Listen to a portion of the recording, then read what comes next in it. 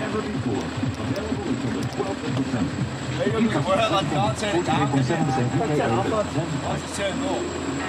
So we're back. Right, today's plan. Once we'd obviously fitted the machine, the front of the building was completely left open, and we had forecast for a lot of rain and wind coming, and we didn't have the tin on order. So what we did was we just put up some temporary sheets just to try and protect the staff from, from the weather that was coming. So what we've done temporary, we've ordered the Z purlins, which will be permanent. We've also ordered the cheapest tin that we could get just for now. So what we're going to do today is we're going to take off the sheets, we're going to get the Z purlins up, and then we're going to put the tin up. So first job, we'll get the forklift in, we'll get in the cage, and we'll start taking down the sheets. Who's driving the forklift? George.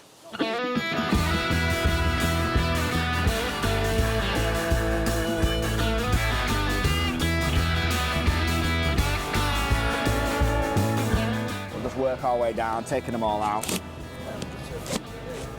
And we get the right head in first. I bet there's only about 30 to be fair. Oh, there's not that many, there's probably about 30. Obviously with it being so temporary, we didn't want to obviously go to stupid extents. It was only just to try and protect the staff against the wind.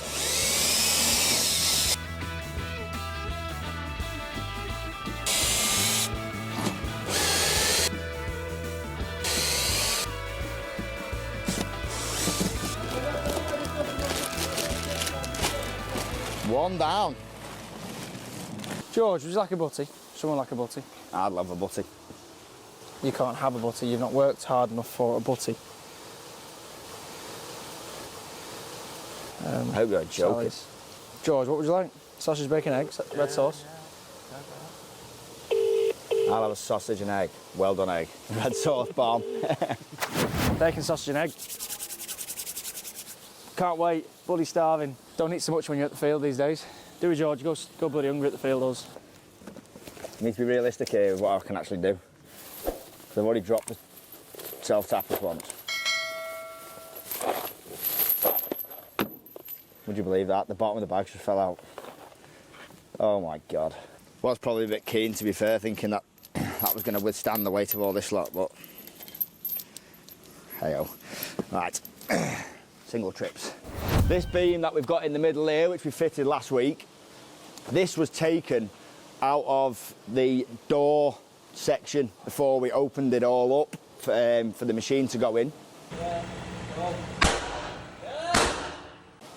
So, because the concrete is slightly higher, it's about 50 millimetres higher from where it was to where the beam is now, that means that the plates which hold the Z purlins, they're 50 mil high. So what I'm going to have to do is I'm going to have to cut those off. We're going to put a laser level on the beam where the existing building is. We'll put a laser level across right the way through to the far beam. I'll cut those two off. We'll re-weld 3 on, because there's only 2 on there. I'll weld another 1 on the first beam, and then we'll put another 3 on the last beam, and that will give us the positions for the Z purlins. Nice and warm in this sun. -2 till 9. Tell you what. Till 9 it says on yours. Love it, don't we?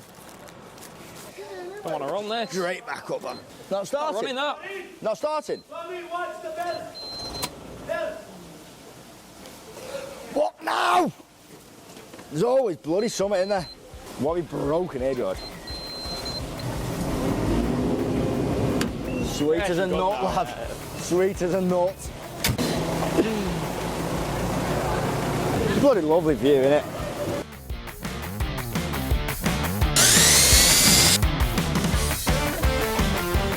What do you reckon's in that box there? We've got to be 20, haven't we? Yeah, we're looking at 20, aren't we? Not that far to go now, probably another 5, maybe 10 with the top ones as well, to be fair.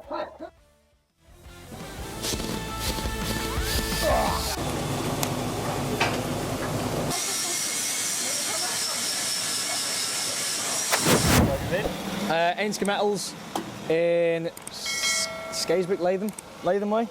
Just pick a couple of more Z purlins up. These lads will get them on now, sooner rather than later, and then we can get it tinned, and then hopefully we'll keep some warmth in, because it's been a bit chilly recently. So you should do the trick. Then I'm going digging.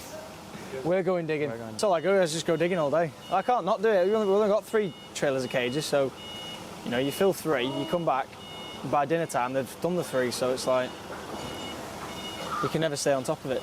You definitely can't do like a day's worth of leaks, so. I've got the 2 old existing plates that were on the beam. I've cut them off now. We've got the laser level, which is level with the top of the plate on that beam, shining onto this beam. I've scored it with the chalk where it needs to be, ground the paint off. I'm ready now to just go back in and weld these back in the correct position.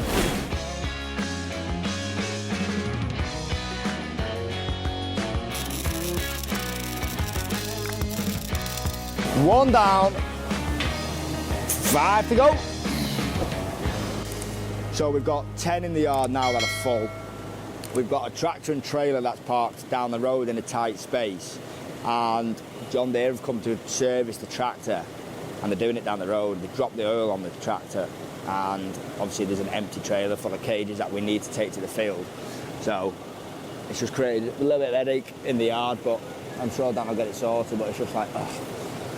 If we'd have just took the trailer off the tractor, it wouldn't have been an issue. But now, you know, it's down the road, oil's dropped, can't get the trailer off, but it's in like the gap that it's in. There's always something to test you around here. Test your patience. It's no wonder we drink.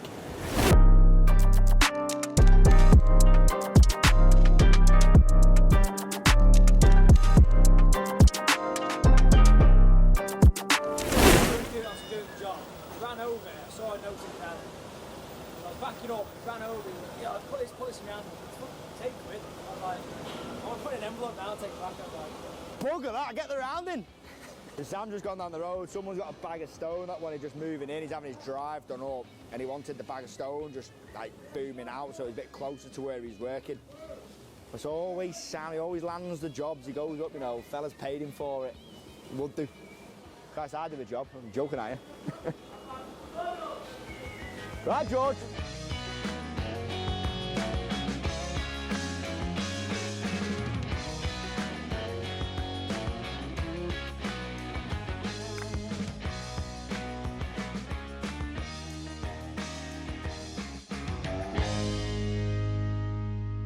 We are putting this 10 tin up. So far, so good. Using the Magnuson's laser levels, bargain, 34 quid. So we're halfway there. Onto the centre beam now. It's going to stop for some dinner, and we're going to finish the rest off. Got the Z purlins up. They went up quite nice and easy. This one is just it's going everywhere. It's just sagging slightly in the middle. So all the rest are level. See here. Absolutely spot on.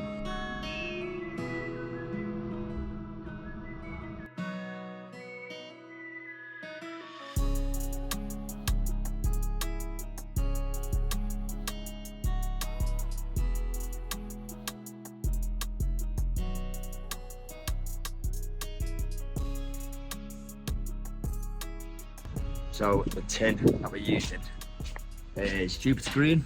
The actual tin we obviously really wanted to use is olive green. So unfortunately it isn't the same colour, but again it's just temporary, just to protect the staff over the winter weather. The odd fixing here and there, don't know if you can see, a slight dent in the tin, that one there, we've gone a little bit too far with it. So these are the first fixings that came with the tin, but therefore going straight into wood, I think, because they would not go straight into the Z purlins, which meant that we then had to use what we had in our own stock, which was these small self-tappers.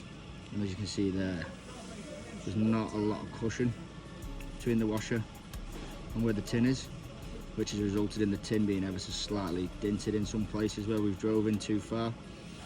And then when we've been back to get more tin, they had the correct self-tappers in stock, which is then, you can see here how much more of a cushion that there is on the washer. So the bottom row, which is the last row that we've just done with these new self-tappers, the correct ones, we've got no dents in it whatsoever. So a bit of a shame that we didn't know that earlier, but it doesn't really matter. There's not a lot that have actually been dinted, just the odd one here and there.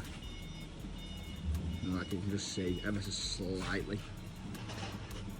And like that one. But yeah, so they're the correct fixings. Got one more to do now. I've done the bottom purling, middle purling, the top purling, and there's just one in the centre there for us to now finish off.